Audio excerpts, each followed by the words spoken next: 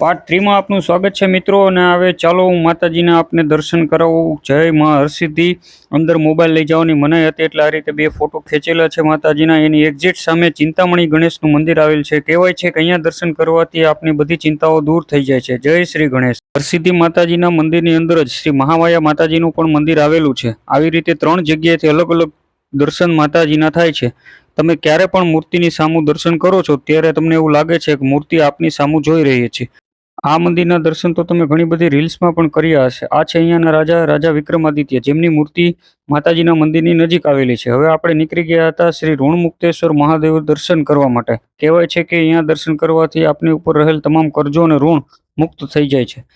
તો આપણે આવી ગયા હતા શ્રી ઋણમુક્તેશ્વર મહાદેવના દર્શન માટે, જે છિપ્રા નદીના કિનારે આવેલું છે। અહીંયા ઋણમુક્તેશ્વર મહાદેવની સાથે વીરભદ્રજી મહારાજ પણ બિરાજમાન છે। ઋણમુક્તેશ્વરના દર્શન કરતી વખતે અહીંયા બહારથી એક પીળા કલરના કપડામાં તમને ધાન્ય આપવામાં આવે છે, જે ધરાવવાથી તમામ કરજો અને ઋણમાંથી મુક્તિ મળે છે। તો ઋણમુક્તેશ્વર મહાદેવના દર્શન પાર્ટ 4 માં।